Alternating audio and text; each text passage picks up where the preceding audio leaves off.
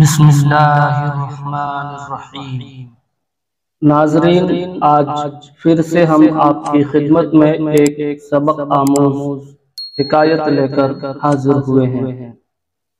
حکایت ہے حضرت سلیمان علیہ السلام کی حضرت سلیمان علیہ السلام جب لفظ انشاءاللہ کہنا بھول گئے تو اس کا نقصان کیا ہوا۔ ویڈیو شروع کرنے سے پہلے آپ سے گزارش ہے کہ ابھی تک اگر آپ نے ہمارے چینل کو سبسکرائب نہیں کیا ہے تو کر دیں اور ویڈیو کو لائک کر کے اپنے دوستوں کے ساتھ شیئر کریں۔ حکایت کچھ اس طرح ہے کہ حضرت سلیمان علیہ السلام کی 99 بیویاں تھیں۔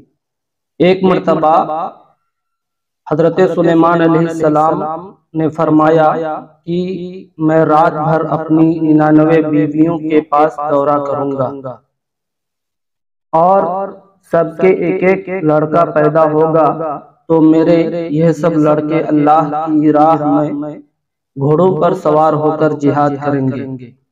مگر یہ فرماتے وقت آپ نے انشاءاللہ نہیں کہا۔ غالباً آپ اس وقت کسی ایسے شغل میں تھے کہ اس کا خیال نہ رہا۔ اس انشاءاللہ چھوڑ دینے کا یہ اثر ہوا کہ صرف ایک عورت حاملہ ہوئی اور اس کے بھی ایک ناقص الخلقت بچہ پیدا ہوا۔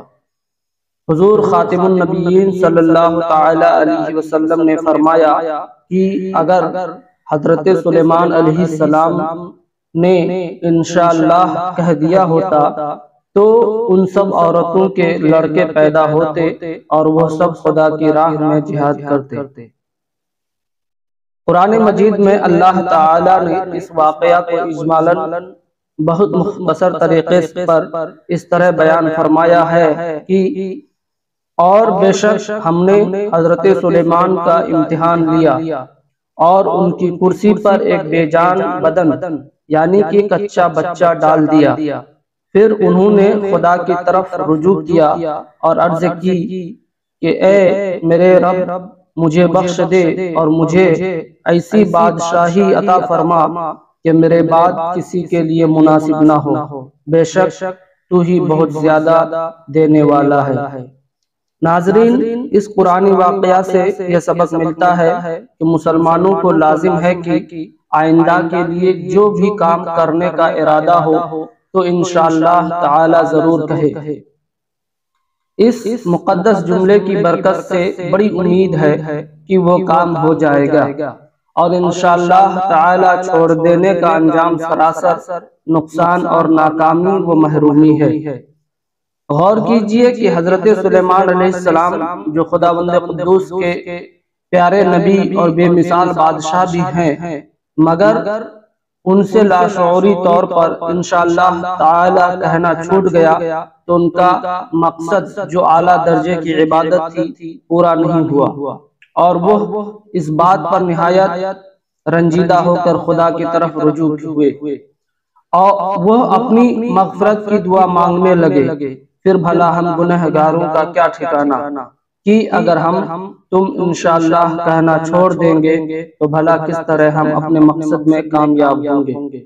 لہٰذا انشاءاللہ کہنا ضرور یاد رکھیے، کیونکہ اللہ تعالی نے ہمارے رسول صلی اللہ تعالی علیہ وسلم کو قرآن مجید میں بڑی تاکید کے ساتھ یہ حکم دیا ہے کہ آئندہ کے لیے جو کام بھی کرنے کو کہے تو ضرور انشاءاللہ تعالی کہہ لیجئے۔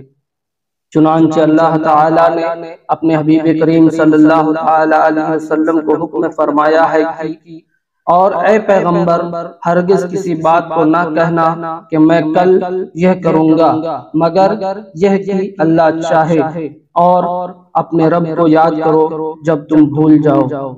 ناظرین، امید ہے کہ آپ کو یہ ویڈیو اچھا لگا ہوگا۔ آپ سے گزارش ہے کہ اگر ابھی تک آپ نے ہمارے یوٹیوب چینل کو سبسکرائب نہیں کیا ہے تو سبسکرائب کر دیں، ویڈیو کو لائک کریں اور اپنے دوستوں کے ساتھ شیئر کریں۔ السلام علیکم، جزاک اللہ۔